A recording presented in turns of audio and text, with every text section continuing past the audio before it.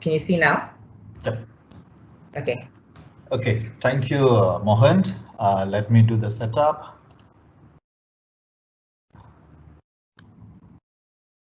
Okay. Mohan, can you please confirm with me whether you can see my screen in the full mode? Yes, Mr. Kannan. Thank you very much, Mr. Okay, hi viewers, good evening. I am Mr. Kannan Shanmugam from Health Matriculation Center. This is our third revision class, which will concentrate at another 2 more topics. I hope that you already start your revision for Principal Accountant. Keep practicing until you get confidence and build firm your understanding. And be relaxed. Let's start with our first slide. Again, gentle reminder, don't forget your calculator and stationery. Seperti biasa, kita akan mulakan dengan kandungan sesi ketiga pada hari ini. Cikgu akan mulakan dengan ulang kaji bab 5, iaitu yang akan memberi tumpuan kepada ledger. Seterusnya kita akan beralih kepada bab 6, di mana imbangan juga akan dibentangkan dan kita akan tengok bagaimana kita boleh melakarkan imbangan juga daripada hasil daripada baki dari ledger, account dari ledger. Dan akhir sekali seperti yang mana kita biasa buat dalam 2 sesi sebelum ini, kita akan memberi tumpuan apakah yang diberi fokus kepada SPM dan bagaimana soalan-soalan berbentuk SPM sebelah kanan ini ya. Okey, kita mulakan dengan ledger. Anda perlu tahu ledger ini adalah berbentuk kita ada 3 komponen yang utama untuk melihat komponen ledger ini. Yang pertama sekali kita perlu tahu apakah yang bentuk ledger ini. Biasanya dia ada dalam bahagian T, yang mana anda sudah tahu okey, yang sebelum ini adalah bentuk T, di mana debit sebelah kiri dan kredit pula sebelah kanan. Dan juga kita boleh membuat ledger dalam bentuk lajur. Nanti kita akan tengok ya macam mana dia bentuk lajur. Dan selepas itu kita akan tengok pula apakah jenis account yang dilampirkan dalam ledger. Dia dibahagi kepada 2 bahagian. Yang pertama dikatakan sebagai account perorangan, di mana yang kedua pula adalah account bukan perorangan. Jadi di sini kita ada 2 bahagian dalam account bukan perorangan, di mana account nyata dan juga account nominal. Kita akan tengok secara mendalam bahagian-bahagian account, contoh-contoh account nyata dan account nominal. Dan akhir sekali dalam ledger kita akan tengok juga jenis-jenis ledger, yang mana kita ada 2 bahagian saja, ledger am dan ledger khas. Dan ledger khas pula kita ada 2 bahagian. Kita akan tengok ya. Okey, yang pertama kita akan tengok account berbentuk T, di mana anda sudah mempelajari ini dalam bab 2 dalam minggu pertama yang saya membuat ulang kaji. Jualan merupakan akaun yang mempunyai baki biasa sebelah kredit, maka sebarang nilai di sebelah kredit akan meningkatkan nilainya, dan sebelah debit pula sebalam transaksi ataupun urus niaga di sebelah debit akan menurunkan nilai tersebut. Kemudian kita tengok akaun kontra kepada jualan. Okey, yang ini merupakan akaun kontra ya. Baki biasanya terjatuh kepada sebelah debit dan dia akan meningkatkan nilai di sebelah debit, manakala sebelah kredit pula dia akan mengurangkan, dan keadaan sama akan berlaku kepada belian daripada komponen kos belian, kos jualan, minta maaf ya, komponen kos jualan, di mana baki biasa jatuh kepada sebelah debit dan kredit pula sebelah kredit. Bentuk T sebenarnya kita takkan tulis maklumat-maklumat yang ini. Biasanya kita tidak perlu menulis sebarang maklumat, kita hanya perlukan misal kata ini adalah nama account. Okey, kita perlukan tarikh, dikatakan hari ini adalah 25 ya, kita tulis September 25, dan apa-apa account yang berkaitan dan nilai dia. Contoh ya, dan kita boleh buat perkara yang sama di sebelah kredit juga. Dan kita tengok akaun kontra untuk belian, di mana kita kata pulangan belian, baki biasanya jatuh kepada sebelah kredit dan ia akan meningkatkan nilainya sekiranya urus niaga berada di sebelah kredit, manakala sebelah debit pula akan mengurangkan nilainya. Okey. Kita akan melihat pula bagaimana rupanya account asset dan dalam bentuk T dia akan meningkatkan nilai di sebelah debit di mana sejajar dengan baki biasa, dan baki kredit sebelah urus niaga sebelah kredit akan mengurangkan nilainya. Dan liability pula sebaliknya akan meningkatkan sebarang nilai di sebelah kredit dan mengurangkan nilainya sebelah debit sekiranya urus niaga jatuh di sebelah debit. Sekarang kita akan melihat pula akaun berbentuk T di mana kita akan melihat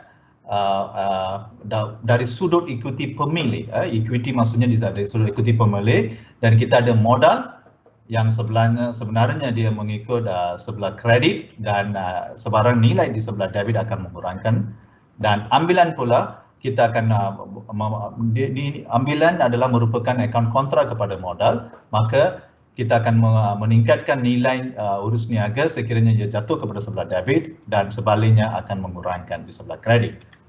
Dan sebarang belanja-belanja yang lain dalam perniagaan biasanya kita rekodkan di sebelah debit, okey, dan ia adalah selaras dengan baki biasa dan ia akan mengurangkan nilainya jika jatuh di sebelah kredit, dan sebarang hasil selain daripada jualan dan hasil-hasil yang lain biasanya kita akan rekodkan di sebelah debit dan kita akan kurangkan nilainya jika ia jatuh sebelah debit. So maka dari sini kita boleh membuat rumus ya, seperti mana saya dah beritahu, cikgu dah beritahu pada masa minggu 2, kita akan ingatkan ini adalah sebelah debit, sebelah kredit. Kita tahu konsep ABA. Ingat ya konsep ABA. Aset, belanja, ambilan. Maka bertentangan dengan aset kita panggil sebagai liability, manakala untuk belanja kita panggil sebagai hasil, dan untuk ambilan kita buat sebagai modal. So setiap kali ingat konsep ini, ABA. Okey, jika anda ingat apa, saya pasti sampai buat masa ini anda sudah mahir dalam ini, maupun anda sudah buat banyak latihan, anda boleh merujuk dekat latihan buku rujukan ataupun merujuk kepada guru di sekolah ataupun cikgu di sekolah ataupun kawan-kawan yang sanggup mengajar anda. Pastikan anda faham konsep ini sebelum kita beralih ya untuk ledger dan sebagainya. Okey, manakala bentuk laju dia akan fokus kepada dalam bentuk horizontal yang kita panggil di sini, dia ada tarikh di mana kita akan mencatatkan tarikh urus niaga, dan kita akan ada butir yang akan biasanya kita tulis nama account dan sebagainya, dan kita juga ada folio. Folio ini adalah untuk kita rujuk sebagai rujukan buku catatan pertama. Okey, maka jika anda merujuk kepada buku catatan, sama ada anda tulis di sini adalah jurnal belian ataupun jurnal pulangan belian, jurnal jualan, jurnal pulangan jualan, buku tunai.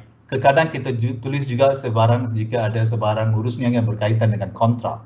Okey, so folio ini adalah sebagai rujukan untuk kita dalam account, dan kita ada nilai debit dan kredit. Okey, nilai debit dan kredit ini ada sama ada dia bergantung kepada nilai baki biasa sesuatu urus niaga. Okey, kita akan mencatatkan nilai wang sesuatu urus niaga dalam sama ada sebelah debit ataupun kredit, dan baki pula ini adalah bergantung kepada mana-mana akaun yang semula jadinya ataupun baki biasanya jatuh sebelah debit, kita akan ambil baki campur dengan debit dan tolak dengan kredit. Itu akan menunjukkan baki selepas kita mengambil kira urus niaga pada sesuatu tarikh. Dan sebaliknya, di mana sesuatu akaun yang secara nilai baki biasa itu adalah sebelah kredit, kita akan ambil baki campur dengan kredit dan tolak dengan debit, maka anda akan dapat nilai juga. Minta maaf buat masa sekarang, saya nak cek dulu sama ada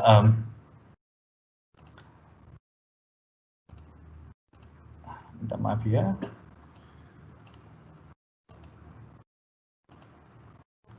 Okey.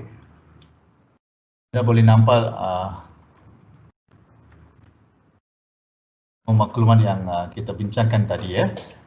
Sekarang kita akan beralih pula kepada komponen seterusnya yang mana kita akan merujuk kepada jenis akaun dalam ledger. Anda perlu tahu ledger ada kalanya pelajar keliru apakah maksud dengan ledger dan laju. Apakah account? Apakah beza antara dua ini? Ledger merupakan satu kelompok di mana anda boleh ingat dalam komputer kalau kita menggunakan komputer kita ada folder yang biasanya berwarna kuning. Itu adalah merujuk kepada laju. Dalam folder ini biasanya kita boleh ada pelbagai jenis dokumen. Kita boleh ada dokumen berbentuk Word, dokumen berbentuk Excel, PowerPoint dan sebagainya. So, di sinilah sebarang dokumen yang kita simpan dalam satu folder ini merujuk kepada account. Maka dalam satu ledger dia boleh mempunyai pelbagai ataupun pelbagai banyak ataupun banyak akaun yang berasingan, tapi kita tidak boleh namakan akaun itu sebagai ledger. So anda kena tahu apakah beza antara ledger dengan akaun ya. Ingat, ledger itu adalah merupakan satu kelompok ataupun folder di mana akaun adalah item-item yang tertera dalam folder tersebut. Okey. So sekarang kita tengok pula apakah jenis akaun. Maksudnya cikgu sekarang memberi tumpuan kepada akaun dulu, barulah kita pergi beralih kepada ledger. Senang ya. Kalau kita dah memahami apakah yang dimasukkan dengan akaun, maka ledger tidak akan menjadi masalah. Okey, kita beralih kepada akaun perorangan di mana ingat, akaun perorangan senang saja. Dia mesti kena ada nama. Ingat konsep itu. Okey, dan juga dia mesti berkaitan dengan ekuiti pemilik. Okey, ekuiti pemilik. Biar kita tengok dulu apakah akaun yang biasanya kita tulis nama sama untuk menggambarkan urusnya ke sesuatu berlaku dalam perniagaan kita. Biasanya kita merujuk kepada penghutang ataupun akaun belum terima. Dan kita juga ada pemiutang di mana pembekal kita membuat perniagaan bersama dengan pembekal sama ada membeli secara kredit ataupun tunai. Maka dua-dua akaun ini kita akan masukkan diklasifikasikan sebagai akaun perorangan. Dan dua-dua akaun ini adalah amat penting untuk membuat akaun kawalan. Ingat ya, akaun kawalan cikgu akan bagi format dengan cara bagaimana senang ataupun mudah untuk mengingatkan dulu ya. Cara untuk senang adalah anda perlu memahami apakah yang komponen-komponen yang tertera dalam akaun kawalan dan bagaimanakah ia beralih daripada debit ataupun ke kredit. So itu adalah amat penting. Okay, selain daripada penghutang dan pemiutang, kita juga ada ambilan. Ambilan ini merujukkan kepada ekuiti pemilik dan kita ada modal pula. Okey, so anda perlu tahu ya, dengan ambilan modal ini juga kita klasifikasikan sebagai akaun perorangan. Dan kita beralih pula kepada akaun bukan perorangan di mana kita akan merujuk kepada akaun nominal. Akaun nominal adalah biasanya akaun-akaun yang diklasifikasikan sebagai kategori sama ada akaun itu adalah puncanya daripada hasil ataupun belanja. Apa-apa hasil dalam perniagaan kita panggil akaun nominal. Lain kali bila cikgu dah kata, okey anda perlu menamakan 3 akaun nominal. Ingat, hasil dan belanja adalah kategori akaun nominal. Belanja boleh katakan belanja membayar gaji, maksudnya akaun gaji, akaun sewa beli, akaun sewa dibayar, akaun iklan dan sebagainya. Sebarang belanja kalau kita buka akaun dia, maka akaun itu dipanggil sebagai akaun nominal. Dan kita juga ada akaun yang dipanggil akaun nyata. Biasanya dia merujuk kepada akaun-akaun yang bukan semasa dan juga akaun semasa. Sebab itu cikgu dah klasifikasikan di sini sebagai aset. Kalau anda dah faham jenis-jenis akaun ini, maka mudahlah untuk kita memahami bentuk ledger dia. Okey, kita akan beralih kepada jenis ledger sekarang. Okey, ledger pula kita ada ledger belian dan ledger jualan. Ingat ya, ledger belian ini adalah berurusan dengan siapa? Pembekal bukan? Okey, sebarang urusan yang kita berurus dengan pembekal, dia boleh ada. Pembekal maksudnya kita adalah urusan dengan belian, pulangan belian. Okey, pulangan belian, kita ada diskaun diterima dan sebagainya. Okey, apa-apa cikgu hanya bagi 3 contoh. Sebarang akaun yang berurusan dengan pembekal kita akan masukkan. Biasanya nama-nama pembekal itu kita katakan kita ada lebih kurang 10 pembekal yang memberi yang berurusan dengan perniagaan kita, maka kita akan masukkan segala keterangan pembekal itu sama ada beli ataupun pulangan dan sebagainya, kita akan masukkan dalam ledger belian. Okey, so dalam ledger belian kita akan ada lebih kurang 10 T account. Ingat itu. Ledger belian adalah folder, T account ini merupakan komponen dalam folder itu. Sebaliknya bila kita lihat kepada ledger jualan pula kita berurusan dengan si pengutang. Sesiapa yang berhutang dengan kita, ini adalah dengan syarat mesti kena barang niaga. Ingat ya, yang ini adalah ledger, segala komponen ataupun nama pembekal ataupun pengutang yang berurusan dengan barang niaga sahaja dan dia mestilah adalah urusan kredit, TK. Urusan tunai kita tidak akan masukkan dalam akaun sama ada ledger belian ataupun ledger jualan sebab dia adalah merupakan urusan tunai. Okey, ingat ya konsep dia, barang niaga mesti adalah urusan dengan barang niaga dan juga kredit, dan akaun barang niaga tapi tunai kita akan masukkan dalam buku tunai. Sebarang urus niaga yang bukan barang niaga tapi kredit kita akan masukkan dalam ledger am pula. Okey, dan apabila kita beralih kepada ledger am, cikgu dah beritahu beberapa contoh. Nominal ini merujuk kepada hasil dan belanja, sebarang akaun yang berkaitan dengan hasil dan belanja. Nyata pula kita berhubung dengan aset. Akaun kawalan adalah komponen yang kita ambil maklumat jumlah daripada ledger belian dan ledger jualan. Okey, ledger jualan dan ledger jualan yang merupakan satu ledger yang sampingan untuk kita membuat penyemakan sama ada jumlah akaun kawalan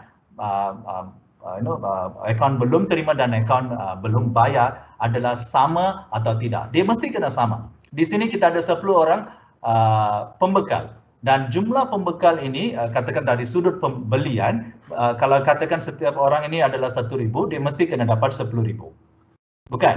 Maka di sini pun akaun kawalan kita pun bila kita merujuk dalam rujukan belian mesti kena adalah jumlah 10,000. Nanti bila cikgu menerangkan satu contoh yang berbentuk SPM, soalan berbentuk SPM, anda boleh nampak. Cikgu dah buat satu contoh untuk merangkumi apa yang kita belajar untuk hari ini. Nanti anda boleh nampak apakah bentuk akaun kawalan dan bagaimanakah rupa jawapan dia.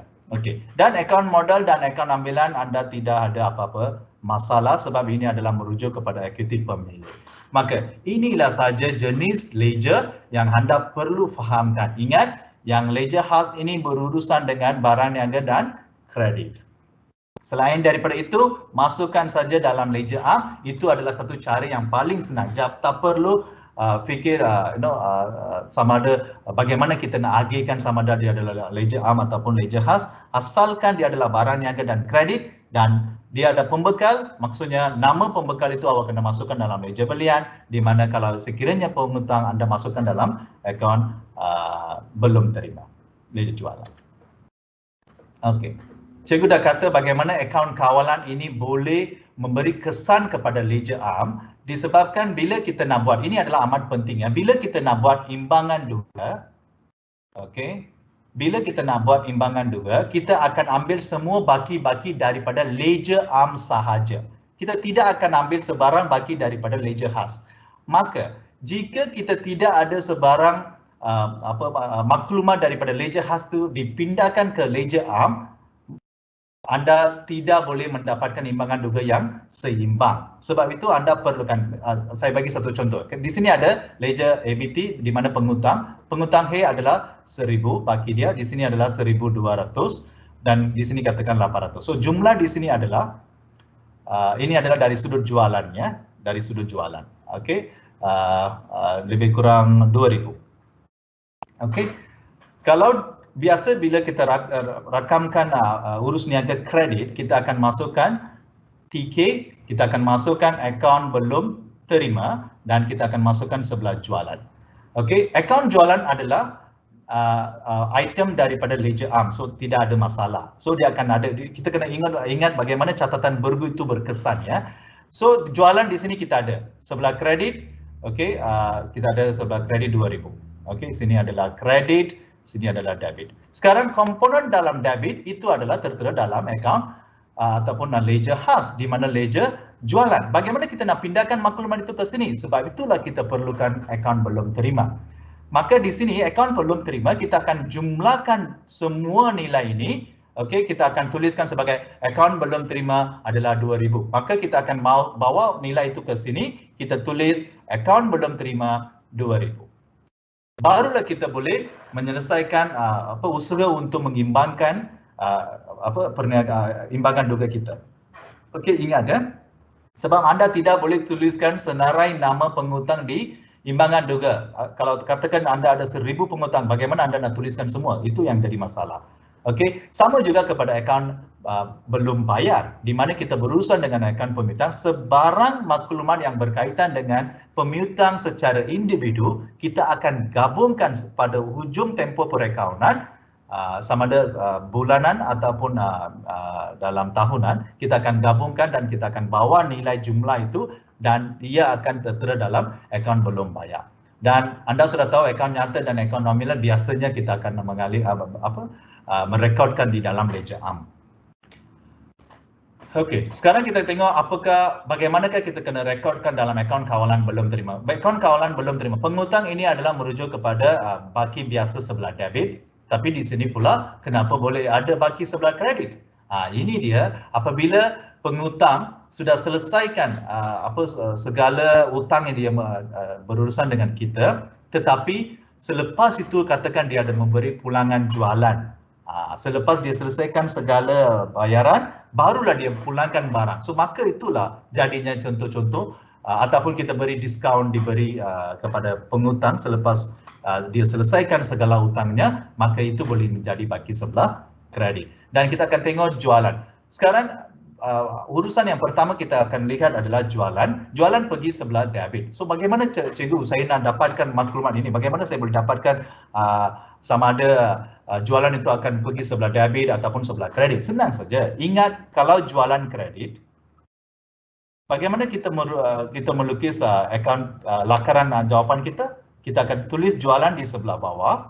Kita akan tulis akaun belum terima dan kita namakan nama siapa si pengutang tersebut.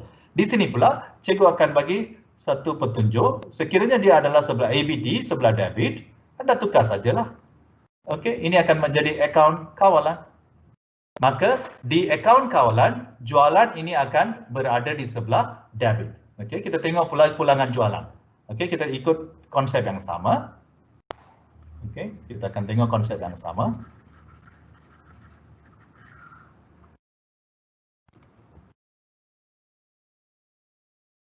Okey, kita ada pulangan jualan. So jualan adalah sebelah kredit dan maka pulangan jualan sebelah debit, maka ABT sebelah kredit.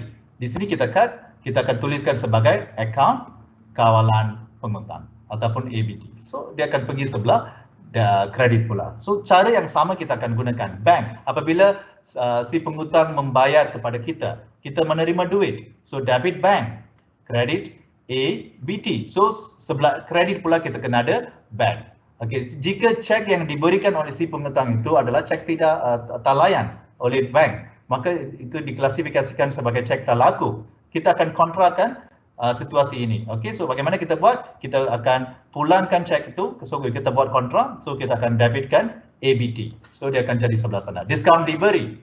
Diskaun diberi adalah sebagai belanja kepada syarikat kita, so adalah diskaun diberi dan kita akan kreditkan akaun ABT. So sebab itu anda boleh nampak dia sebelah kredit. Dan diskaun diberi dibatalkan adalah songsang kepada di sini. Sebab itu kita akan debitkan ABT, kreditkan diskaun diberi.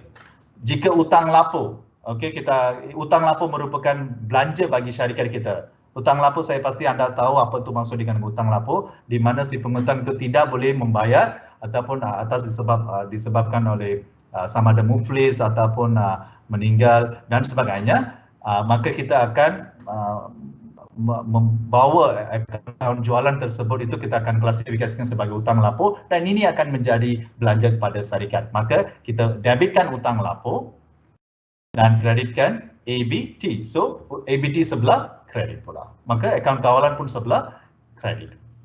Dan faedah, sekiranya kita memberi mencharge faedah kepada si penghutang disebabkan lambat bayar ataupun dia tidak membayar pada waktu yang ditentukan, maka faedah merupakan hasil. Maka kita akan kreditkan faedah diterima, maka kita debitkan ABT. Okey, contoh dia. Dan kontra ini adalah berurusan dengan akaun kawalan belum terima dan juga akaun belum bayar, di mana orang yang sama boleh jadi sebagai orang sama ada penghutang dan juga pembekal. Kadang-kadang dalam perniagaan dia akan berlaku ya. Dan kita akan mendapat tahu apakah baki hantar bawah. Jika baki hantar bawah sebelah debit, kita akan bawa nilai yang sama sebelah kredit, dan sebaliknya pun sama. Okey, ini adalah bagaimana kita membuat akaun kawalan belum terima. Seterusnya kita akan tengok akaun kawalan belum bayar dari sudut pemiutang. Okey, jika baki anda tahu ini adalah pemiutang, maksudnya dia adalah liability kepada kita, yang ini adalah baki biasa. Baki yang sebelah debit pula, ini adalah cara yang sama. Apabila kita sudah selesaikan segala hutang kepada pembekal, lepas itulah kita ada misal kata pulangan belian ataupun kita terima diskaun daripada pembekal, maka dia boleh merujuk kepada sebagai baki sebelah debit. Dan belian, cikgu bagi satu contoh. Belian biasanya kita rekodkan sebelah debit, maka belian kredit ya, dan kita akan kreditkan akaun sebelah kredit. Di sini sama konsep, akaun kawalan belum bayar pun sebelah kredit.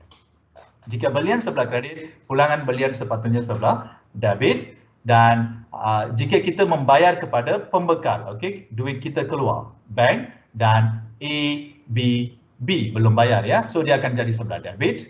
Sama diskaun diterima, angkutan masuk, okey, apabila kita angkutan masuk itu adalah apabila kita membayar untuk sebarang logistik, dan faedah yang dikenakan oleh akaun belum bayar, maka ia akan menjadi bebanan kepada kita, sebab itu kita masukkan sebelah sana. Dan akaun kontra tadi dalam akaun kawalan belum terima dimasukkan sebelah sebelah kredit, maka di sini pula sebelah debit. Dan seperti biasa kita akan tutup akaun dengan baki HB dan BB, dan kita boleh juga ada baki dia sebelah debit dan bawa ke sebelah kredit pula. So ini adalah format. Cara yang paling senang adalah ingat konsep bagaimana anda akan mendaftarkan akaun tu sama ada debit dan kredit. Dengan cara itulah anda perlu ingatkan ini. Sampai sekarang cikgu pun tak hafalkan format ini. Cikgu hanya ingatkan konsep dia saja. Okey, sekarang kita akan tengok pula satu soalan yang merangkumi segala aspek yang kita bincangkan sebelum ini. Cikgu akan bacakan soalan ini untuk anda. Pada 1 Oktober 2020, Selina telah memulangkan perniagaan kedai alat tulis di Damansara Heights, wilayah Persekutuan Kuala Lumpur. Beliau telah membawa masuk wang tunai RM60,000 dan kelengkapan bernilai RM5,000. Urus niaga berikut berlaku sepanjang bulan Oktober 2020. So kita ada lebih kurang dua muka surat dia, soalan dia. Kita tidak berniat untuk baca buat masa ni. Kita akan tengok bila kita merujuk kepada jawapan. So tujuan soalan ini adalah untuk anda menyediakan ledger dan buku tunai, dan jangan lupa bahagian B adalah anda kena tutup dan imbangkan ledger dan seterusnya buku tunai tersebut. Dan akhir sekali kita akan merujuk kepada bagaimana kita nak sediakan imbangan juga. Tapi imbangan juga selepas kita meninjau apakah konsep-konsep ataupun maklumat-maklumat yang tertera dalam imbangan juga, barulah cikgu akan memaparkan jawapan untuk soalan ini. Baik, biar kita mula dengan ini. Pada 1 Oktober pertama, okey, kita memulakan perniagaan dengan bank RM60,000. Okey, cikgu bagi urus niaga untuk RM60,000. Cikgu dah buat kesimpulan sebarang chapter yang kita belajar ataupun sebarang topik yang kita belajar sebelum ni. Anda belajar analisis urus niaga, persamaan, dan kita juga akan memberi langkah untuk bagaimana anda boleh mudah mendapatkan. So di sini adalah memulakan perniagaan dengan memasuk wang dalam bank. So ini merupakan catatan pembukaan. So kita akan masukkan dalam debit bank dan kredit modal. Setiap urus niaga dia mesti ada satu journal. Mesti satu journal saja, tak boleh lebih daripada itu. So maksud yang ini adalah pembukaan, kita masukkan dalam journal am. Okey, account bank merupakan account nyata, maka dia akan masuk ke ledger arm. Account modal pula adalah account nominal, ya. So kita akan masukkan dalam ledger arm. So cara inilah bagaimana kita akan mendapat ataupun melakarkan bila anda mendapat soalan. Buat yang ini dulu sebelum anda memindahkan maklumat. Kalau tidak, sekiranya ia salah, dia akan ambil masa untuk memadam dan membetulkan. Sebab itu cikgu nasihatkan setiap kali bila dapat soalan, khasnya untuk perakaunan, lakarkan jawapan dulu. Dan buat semakan dulu, semakan kedua sebelum anda memindahkan maklumat ke dalam kertas jawapan anda. Okey, kita akan masukkan debit bank, kredit modal. Cikgu tidak ada ruang untuk menulis secara mendalam ataupun detail. Cikgu hanya memberikan ruang macam ni, butiran yang penuh. Account bank biasanya di sini kita tulis modal. Ingat itu ya. Account modal biasanya kita tulis bank. Okey, biasanya kita akan tulis apakah account yang berkaitan untuk urus niaga tersebut. Account bank tidak boleh tulis bank, ya, itu salah. Account modal pula anda tidak boleh tulis modal berurusan dengan modal, salah. Fakta itu memang salah. Dan kita akan pergi kepada apabila pemilih membawa masuk, Puan Selina membawa masuk kelengkapan 5,000. Okey, yang ini semua cikgu tak perlu ulang, anda sudah belajar. So ini adalah untuk sebabkan di sini kita membuat ulang kaji, sebab itu cikgu memberi satu jawapan yang lengkap supaya anda boleh mendapat maklumat. Okey, di sini kita pembeli membawa masuk, so kelengkapan debit, kredit modal. So kita akan masukkan sebelah sini pula. Okey, kelengkapan sebelah debit. Ingat, bagaimana nak tentukan, bagaimana cikgu saya nak masukkan debit atau tidak, atau kredit. Ada kalanya pelajar keliru bagaimana nak masukkan, menentukan yang itu. Ingat, tuliskan tajuk dulu. Yang pertama, okey, tuliskan kelengkapan dan bawa ke akaun modal. Dan buat T dulu. Okey, selesai. Itu adalah langkah pertama. Okey, langkah pertama anda sudah tuliskan tajuk ataupun akaun nama tersebut. Langkah kedua adalah tuliskan tarikh. Sekarang anda pergi ke sebelah kelengkapan, ini adalah sebelah debit. Letak tangan anda, tangan kiri anda sebelah debit akaun kelengkapan, nyatakanlah nilai dia. Butiran dia mesti kena modal. Okey, dan anda beralih pula yang langkah kedua anda sudah masukkan untuk debit. Biasakan diri anda untuk merekodkan segala urusan debit. Okey, baru anda tidak akan ada masalah. Kalau tidak, kadang anda tulis sebelah kredit, manakala ada satu masanya anda masukkan debit, anda akan keliru. Itu akan mengelirukan.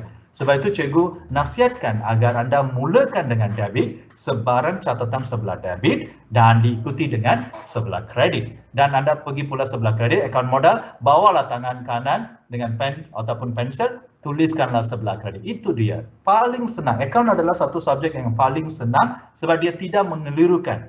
Anda kalau sudah memahami dan mahir satu konsep, itu sudah memadahi untuk mendapatkan skor yang paling tinggi dan cemerlang. Okay, sekarang pula kita beralih kepada membeli barang niaga daripada pembekal alat tulis Encik Husniza secara kredit. Okey, so Encik Husniza adalah pembekal. Maka kita akan masukkan dalam jurnal belian. Okey, itu adalah penting. So bagaimana cikgu mendapat lakaran? So cikgu buat, oh ini adalah urusan belian. So kita debitkan belian, kita kreditkan akaun belum bayar. So ini adalah disebabkan barang niaga dan kredit jurnal belian, bulatkan. Dia satu jurnal saja. Belian adalah ledger arm, akaun belum bayar adalah ledger khas. Di sini adalah ledger belian. Anda boleh tahu sebab ini adalah akaun perorangan. Maksudnya ini adalah nama si pengutang. Okey, Encik pembekal alat tulis Husniza merupakan akaun belum bayar untuk urus niaga ini. So itulah cara dia. Dan debit kredit adalah anda bila dah lakarkan jawapan itu paling senang untuk ikuti. Dan kemudian kita pergi kepada membeli sebuah komputer daripada Maylin, laptop trading. Okey, Maylin adalah penjual laptop. So maksudnya di sini kita akan masukkan komputer ini dalam grup ataupun kategori alatan pejabat. Kita debitkan alatan pejabat dan masukkan nilai di sini. Kita kreditkan. Ini adalah bukan barang niaga. Jika ini bukan barang niaga, ini memang trade credit tapi dia bukan barang niaga sebab kita bukanlah jual komputer, kan? So apa kita buat di sini adalah alatan pejabat, kredit, akaun belum bayar, ya. Minta maaf ya, belum bayar. Okey, so kita akan masukkan dalam journal arm. Kedua-duanya adalah ledger arm. Ingat ya. Dan seterusnya kita akan masukkan kepada Urus niaga keempat, di mana Oktober 4 mengeluarkan wang di bank untuk kegunaan perniagaan. Ini merupakan kontrak. Anda sudah faham kan? Kontrak minggu lepas pun kita dah melihat secara mendalam bagaimana kita membuat kontrak ya. Apa yang perlu di sini adalah Anda kena buat kontrak. So minta maaf ya, di sini cikgu tak tahulah kenapa cikgu jadi macam ni. Ini adalah akaun tunai dan akaun bank. Kita keluarkan daripada akaun bank dan kita masukkan ke akaun tunai. Okey, kita kena masukkan macam ni. Ini adalah buku tunai. Biasanya kita akan letak di sini K. Okey, butir ini kita mengeluarkan wang daripada bank. So maksudnya di sini adalah bank. Kita dapat duit daripada 6,200. Kita pergi ke sebelah sini pula K. Kita akan dikeluarkan duit daripada bank 6,200. Kita tulis butir pula tunai. Okey, tarikh itu nanti anda masukkan Oktober 4. Dan kita akan beralih kepada belian tunai. Belian tunai merupakan, ingat ya, cikgu nak beritahu ini pula. Ini adalah belian tunai, kita ada belian dan tunai, duit keluar. Maka ini tidak boleh masuk dalam jurnal belian. Maka dia adalah masuk dalam jurnal, jurnal pembayaran tunai ataupun buku tunai, ingat. Okey, belian merupakan ledger am, tunai pun dia akan masuk dalam buku tunai. Okey, itu urusan dia, kita akan buat macam ni. Okay, kita beralih kepada Oktober 6, di mana jualan tunai, konsep yang sama. Okay, kita terima duit dalam situasi ini, kita melakukan hasilan, okay, jualan. Maka ini merujuk kepada buku tunai ataupun ini bergantung, biasanya bergantung kepada soalan. Jika soalan minta anda membuat jurnal penerimaan tunai dan pembayaran tunai, anda masukkanlah di sini sebagai jurnal di sini adalah jurnal penerimaan tunai. Okey, jika tidak disebutkan dalam soalan mana-mana jurnal penerimaan atau pembayaran, maka anda boleh gunakan buku tunai. Tunai dia akan masuk dalam buku tunai, jualan masuk ledger am. Ingat cara dia. Dan seperti biasa, cikgu dah kata anda kena masukkan dalam akaun ini. Ini akaun T ya, cikgu dah buat betul. So ada ini kita dah buat. Sekarang kita pergi ke Oktober 7, membeli barang niaga daripada Helena secara kredit. Ini adalah seorang pengutang. Maka kita berurusan dengan ledger jurnal belian. Kita pastikan, okey, ini adalah K, belian dan akaun belum bayar. So ini adalah jurnal belian.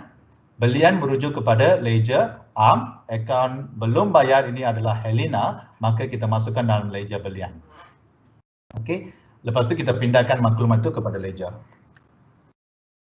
Dan kita ada Oktober 9 memulangkan barang niaga kepada Helena kerana rosak. Sekarang pula adalah pulangan belian. Okey, so ledger pulangan belian. Okey, bagaimana kita nak rekodkan ledger pulangan belian? Akaun belum bayar dan pulangan belian. Di sini disebabkan ini adalah kredit dan barang niaga, kita masukkan JPJ. JPB ya, jurnal pulangan belian. Akaun perorangan ini adalah ledger belian sebab kita dah ada akaun dia dalam ledger belian. Akaun pulangan belian adalah ledger am. Dan kita akan masukkan Oktober 11, menjual barang niaga secara kredit kepada buku Melissa. Okey, kedai buku Melissa ini adalah menjual jualan. So kita akan masukkan dalam jurnal jualan disebabkan kita menjual barang niaga secara kredit. Okey, kita akan ini adalah catatan bagaimana kita merekodkan dalam jurnal. Dan anda boleh melihat bagaimana cikgu sudah merekodkan dia. Minta maaf ya, ini jualan.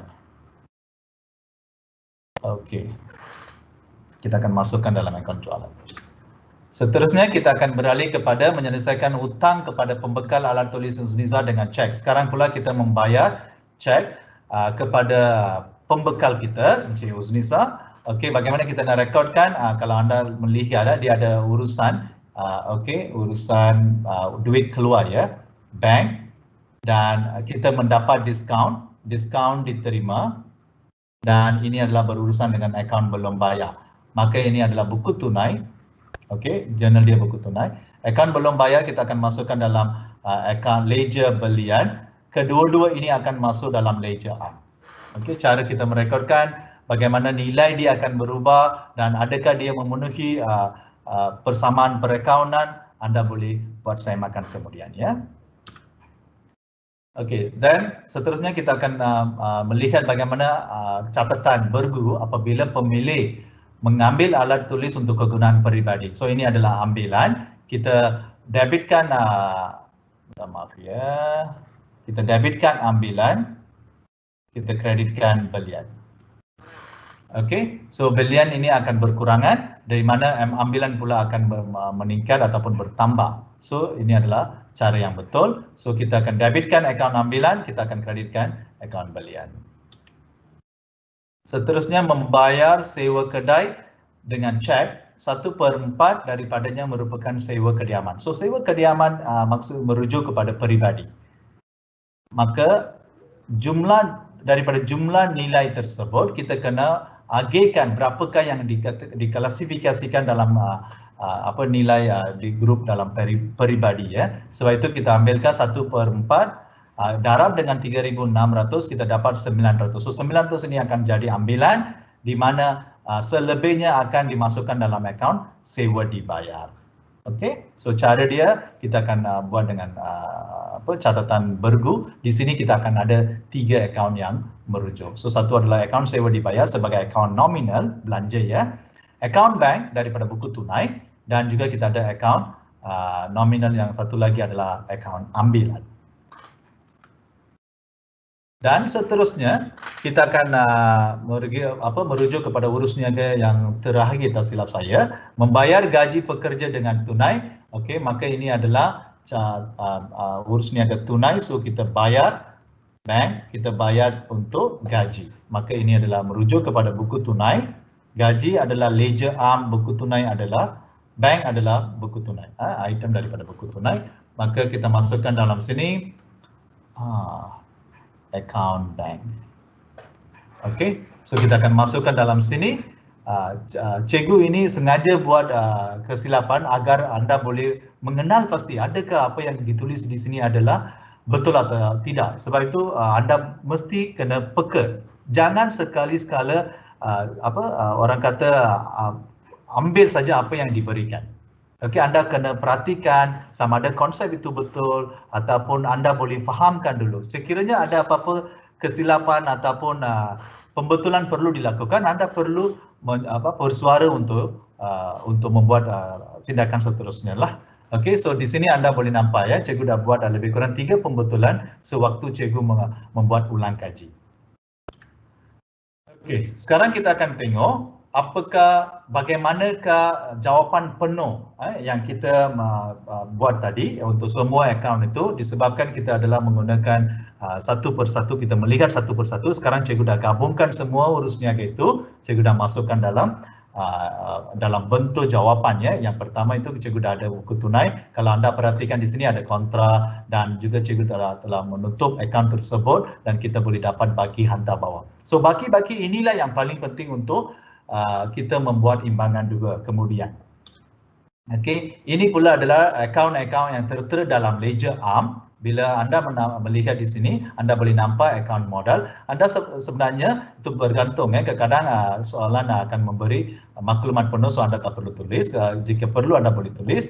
Anda catatkan dengan cara yang betul ya. Sebab itu yang di sini anda boleh nampak garisan garisan berganda ini mestilah kena double line ya. Garisan berganda ini mestilah sama baris. Kadang-kadang pelajar saya perhatikan bila kita minta untuk buat garisan berganda, dia buat macam ini. Ini bukan garisan berganda. Salah. Nampak di sini. Okey, dan yang bahagian awal dan akhir mestilah kena selaris. Okey, dan ini adalah akaun kelengkapan. Bagaimana kita nak cara menutup akaun kelengkap. Jika ada satu akaun saja, anda boleh menutup dengan cara ini. Okey, dan akaun belian. Lepas tu kita boleh melihat kepada akaun alatan pejabat. Okey, dan akaun jualan. Kita ada juga akaun jualan. Urusan tunai dan juga urusan kredit kita sudah masukkan di sini. Dan kita akan ada akaun pulangan belian. Seterusnya kita ada akaun diskaun diterima. Okey, cikgu dah siapkan untuk anda semua. Memandangkan kita ada masa yang singkat sahaja untuk membuat ulang kaji, sebab itu cikgu nak bagikan secara menyeluruh agar anda boleh mencuba. Ini adalah satu contoh yang menyeluruh ya. Akaun ambilan dan kita merujuk kepada akaun sewa. Dan seterusnya kalau anda perhatikan di sini, dalam ledger arm, cikgu sudah masukkan akaun kawalan belum terima dan akaun kawalan belum bayar. Di sini anda tidak boleh nampak sebarang nama si penghutang ataupun si pembekal. Ini adalah jumlah yang kita kumpulkan sama ada daripada jurnal dan kita boleh merujuk, okey, ataupun kita boleh menyemak dengan ledger khas nanti. Okey, anda perlu ingat ya, akaun kawalan belum terima adalah 3,000, dia mesti kena baki yang sama di sini. Dan akaun kawalan belum bayar mesti kena 2,400. Okey, mari kita beralih kepada ledger belian. Nampak di sini? Okey, dia adalah 2,400 yang di mana kita dah ambil membawa semua maklumat di sini dalam ledger akaun kawalan, maka akaun kawalan dan butir-butir dalam ledger belian ataupun ledger jualan mestilah kena sama. Kalau tidak, ia akan menjadi imbangan duga tak imbang disebabkan sama ada ternilai nilai itu terlebih catat ataupun terkurang catat. Okey, kita akan masuk kepada ledger jualan. Okey, kalau anda perhatikan kita ada 2,400 dan juga kita ada 3,000. Di sini anda boleh nampak. Kalau anda nak tahu siapakah penghutang bagi perniagaan saya, so anda kena rujuk kepada ledger jualan. Mungkin dia ada di sini ramai orang, okey, ramai si penghutang. So anda boleh nampak sebarang detail ataupun maklumat lanjut daripada si penghutang itu dalam ledger jualan. Okey, itulah bagaimana kita membuat ledger. Kita mulakan dengan baki awal, lepas tu kita masukkan urus niaga dan kita imbangkan dengan cara betul dan kita tulis baki bawah-bawah, hantar bawah. Ingat kadang sekiranya anda membuat baki itu adalah untuk akaun asid dan belanja pada hujung tempoh perakaunan, maka anda tidak boleh tulis hantar bawah-bawah. Anda akan pindahkan maklumat itu tersebut sama ada ke akaun perdagangan ataupun akaun untung rugi. Okey, anda boleh buat juga soalan-soalan latihan yang berkaitan dengan cara-cara ataupun tempoh perakaunan yang penuh, sama ada 1 tahun ataupun 1 suku tahun. Okey, sekarang kita akan beralih kepada imbangan duga. Di sini cikgu akan memberi satu gambaran penuh saja apa yang anda perlu tahu dalam imbangan duga. Imbangan duga yang pertama kita kena tahu apakah fungsi imbangan duga, di mana ia menyemak ketepatan catatan bergu, menyemak ketetapan pengiraan dalam buku catatan pertama segala jurnal dan ledger. Dia memberi maklumat dan menyemak ketepatan proses pemindahan daripada buku catatan pertama ke dalam ledger. Dia fungsi imbangan duga, dan juga ia memudahkan penyediaan penyata kewangan. Kalau imbangan duga imbang, jangan risau. Usah risau pasal sama ada kedudukan kewangan ataupun penyata kedudukan kewangan dan untung rugi, dia akan mesti imbang. Okey, itu dia. Bentuk imbangan duga juga kita boleh buat dalam bentuk T dan juga kita boleh buat bentuk lajur. Biasanya cikgu galakkan pelajar buat dalam bentuk lajur sedemikian. Okay, kita ada debit, kredit dan sebagainya. Kekangan dalam imbangan duga pula merujuk kepada kadang-kadang imbangan duga itu tidak memberitahu anda walaupun anda merekodkan butiran-butiran adalah salah. Okey, sebab itu dikatakan imbangan duga itu kita tidak boleh percaya sepenuhnya. Sama ada maklumat yang anda masukkan itu kadang tertinggal, tapi imbangan duga akan imbang juga sebab dia akan memenuhi catatan bergu. Okey, konsep catatan bergu di mana debit mesti kena sama dengan kredit. Okey, kita tengok pula apakah kesilapan yang tidak ketara yang boleh ada dalam imbangan duga. Biasanya kesilapan amount. Sekiranya anda perlu masukkan 100 tapi anda masukkan 10 saja. Ini pun ada kesilapan. Urusnya sebenarnya 100 tapi anda masuk 10. Tapi imbangan duga imbang. Itu yang jadi masalah sekarang. Dia tak dapat kesan ya kalau anda tersilap ataupun kesilapan amount berlaku. Kesilapan ketinggalan satu urus niaga. Okey, katakan anda ada 11 urus niaga tapi anda hanya rekodkan 10 urus niaga dan anda boleh nampak imbangan duga adalah imbang. Okey, dan kesilapan terbalik ataupun songsang. Yang debit anda masukkan sebelah kredit, yang kredit pula anda masukkan sebelah debit. Itu pun boleh jadi ketara ya. Dan kesilapan commission, kesilapan saling mengimbangi dan kesilapan prinsip. Itu adalah contoh-contoh kesilapan yang biasa berlaku dalam penyediaan imbangan duga, tapi yang itu tidak akan dikesan dalam imbangan duga. Dan kita tengok pula inventory akhir. Inventory kita ada berkala dan kita ada dua jenis inventory. Saya rasa anda boleh belajar fakta-fakta yang berkaitan dengan inventory, dan akhir sekali kita akan menyediakan penyata kewangan apabila kita dah ada imbangan duga. Sekarang cikgu akan menunjukkan satu contoh. Okey. Imbangan duga bagi soalan tersebut. Okey, kalau anda perhatikan di sini ya. Okey, kita ada imbangan duga ini, perniagaan kedai alat tulis dan sebagainya. Lepas tu kita akan masuk kepada bentuk dan fokus soalan SPM, di mana anda boleh nampak kertas satu. Kertas satu kita akan ada T account, di mana ia akan merujuk kepada soalan-soalan bertanya. Dia akan bagi T account, mungkin dia boleh tanya pasal dokumen, dan kita ada contoh dokumen. Seterusnya kita akan pergi kepada catatan bergu. Okey, dia akan minta apakah catatan bergu berhubung dengan dokumen tersebut. Contoh dokumen, lepas tu boleh juga tanya pasal T account. Okey, soalan-soalan tahun lepas kalau anda perhatikan dia juga ada soalan yang berkaitan dengan T account. Dan cara merekod di ledger am dan khas, bagaimana anda boleh merekodkan dalam ledger am dan khas. Dan buku tunai, okey, berapakah nilai buku tunai, jurnal am dan khas, sama ada bagaimana cara nak merekodkan daripada jurnal ataupun memindahkan maklumat daripada jurnal kepada ledger. Okey, dan kertas dua pula, okey, dia boleh mengadakan soalan-soalan yang gabungan bersama dengan dokumen, jurnal ataupun ledger. Ini adalah satu contoh anda boleh nampakkan. Ada juga dia adakan digabungkan dengan pelarasan ya. Soalan popular dia adalah biasanya bergabung dengan pelarasan. Okey, mungkin kelas seterusnya kita akan merujuk kepada apakah yang dimasukkan dengan pelarasan. Dan kita akan ada akaun kawalan. Okey, soalan akan boleh tanya pasal akaun kawalan, sama ada akaun kawalan pengutang ataupun ABT ataupun akaun kawalan pemihutang ABB ya. Itu dia untuk sesi kali ini. Sekian, terima kasih. Sekiranya ada sebarang soalan anda boleh tanya dalam meeting chat. Cikgu akan jawab soalan-soalan tersebut selepas iklan komersial yang nanti dalam 2 atau 1-2 masa nanti. Okay, terima kasih. Don't forget, thank you for watching guys, and enjoy your weekends. Now we hand over to Mohan. Mohan, over to you. Okay, just give me a second.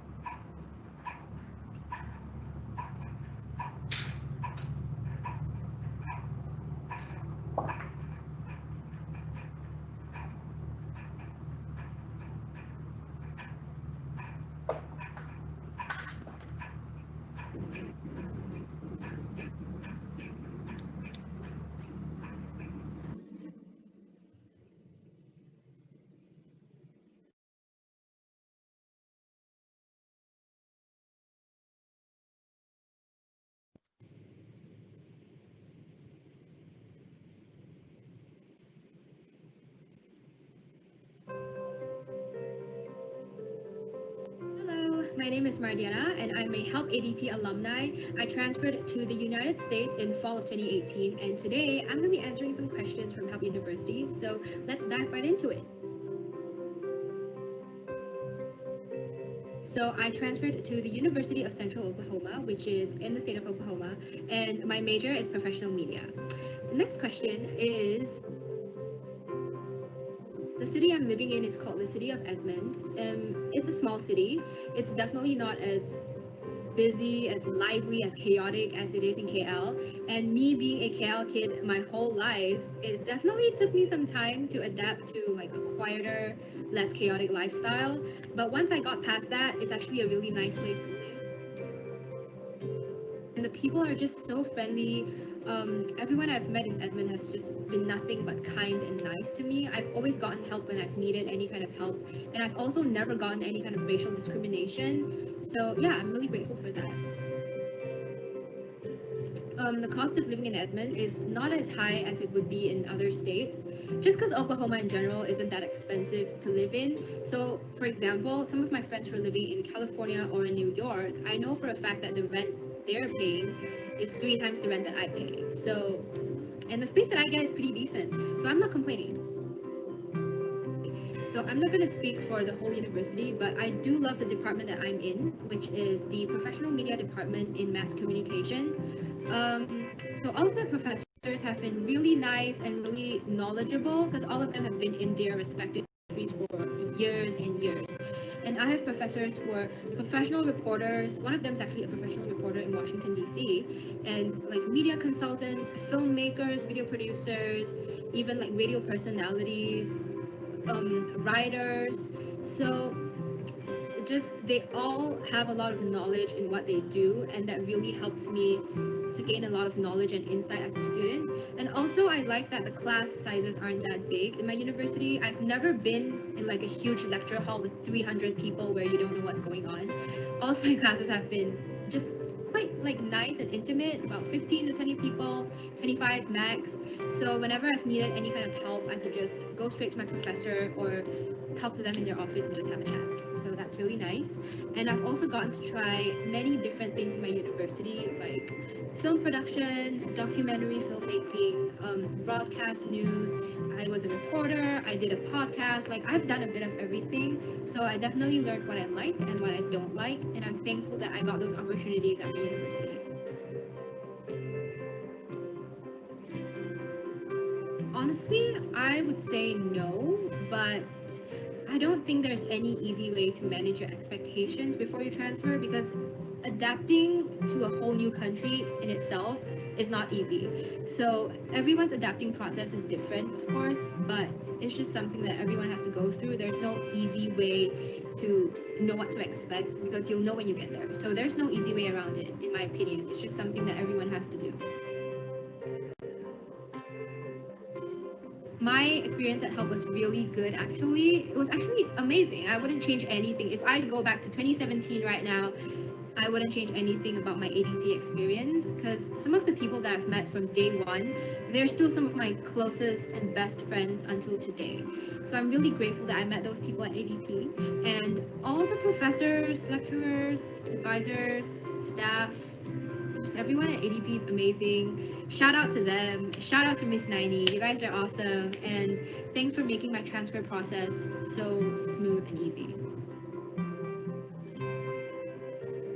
So I would definitely recommend Help ADP because I had a wonderful experience. And if you know for a fact that you want to transfer to the US, UK, Canada, or Australia, and I have friends who are studying in all of those countries who transferred from ADP, I think Help ADP is a great place to help you to get there because you'll be able to fulfill the requirements that you need, and it's a great stepping stone for you to just transfer to wherever you want in the world with those set of requirements. So with that, I would recommend ADP, and I think it's a great place if you want to transfer to another country. And that's all I have. That's all the questions. Thank you for watching this video, and yeah, that's all. Bye.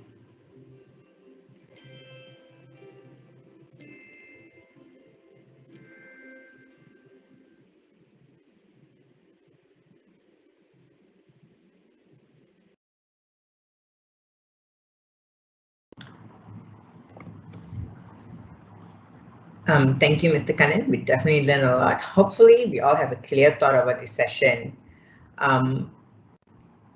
For next week's session, we'll be only having AdMaths on Wednesday from 8 p.m.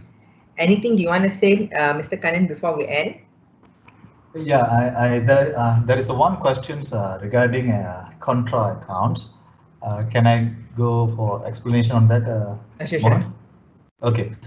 Seperti mana ditanya dalam meeting chat, Anda tanya pasal catatan kontra. Okay. Now can see my whiteboard, right? Mohan? Can you view the whiteboard? Yes. Okay. Catatan kontra ini merujuk kepada akaun pasangan. So Anda perlu tahu apakah yang dimaksudkan dengan akaun pasangan. Di sini dalam perniagaan, apabila kita berhubung dengan pengutang, okay, biasanya kita ada jualan. Okay. Jualan ini apabila kita menjual barang niaga kepada pengutang, itu yang dimaksudkan dengan jualan. Sekiranya pembeli itu ya, ataupun pengutang memulangkan barangan yang dijual kepada kita disebabkan oleh sama ada jenama itu adalah berbeza ataupun barangan rosak, kita akan dikatakan dalam akaun ataupun kita rekodkan dalam akaun pulangan jualan.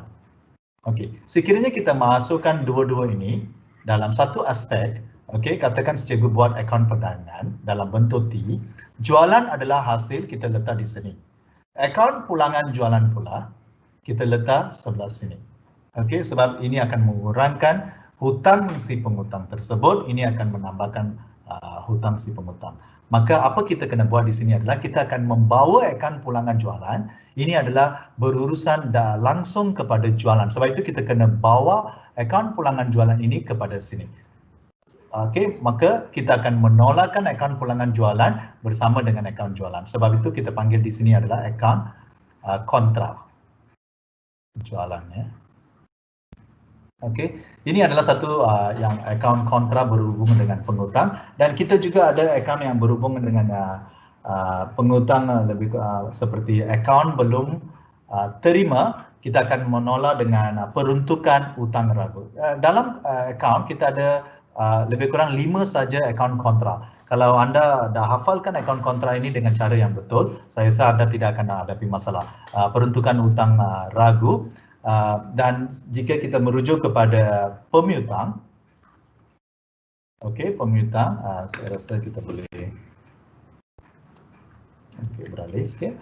Pemiutang kita ada berhubung dengan belian, dan jika kita pulangkan barang yang kita beli dekat pembekal itu, kita panggil pulangan belian. Biasanya akaun kontra ini kita akan menolak dengan akaun yang berkaitan, pulangan belian. Okey, dan satu lagi kita akan ada akaun yang berkaitan dengan aset. Kita ada aset bukan semasa ya, aset ABS ABS, aset bukan semasa. Kita ada akaun susun nilai terkumpul. Okey, ini pun adalah akaun kontra, susun nilai terkumpul. Dan kalau kita merujuk kepada equity pemilik, okey, katakan kita merujuk kepada equity pemilik, kita ada modal. Okey, apabila pemilik membawa masuk modal ke perniagaan dan dia mengambil, maka katakan dia mengambil duit tunai ataupun barang untuk kekenaan sendiri, kita akan diklasifikasikan ataupun kita tolak dengan akaun ambilan. So, maka inilah apa yang dimasukkan dengan akaun kontra. Kalau anda perhatikan di sini, dia hanya ada 5 sahaja. Pulangan jualan, pulangan belian, susun nilai terkumpul, dan ambilan. Okey, lebih kurang peruntukan hutang ragu ya. Okey, peruntukan hutang ragu di sini dah masukkan ya. Ya, itu dia 5 akaun kontra yang berhubung dengan akaun-akaun berkaitan. So, ini adalah bukan sesuatu yang paling susah untuk hafal ataupun paling susah untuk difahamkan. Okey. Saya rasa kalau ada apa-apa soalan, cikgu boleh merujuk kepada soalan itu untuk memberi penjelasan. Jika tidak ada, rasanya kita boleh mengakhiri sesi kali ini. Biar cikgu tengok dulu ya, kejap. Ada apa-apa soalan? Cara menerangkan, okey. Saya rasa mohon itu saja untuk masa ini. Okay, thank you everyone. Have a great night. Yeah, good night.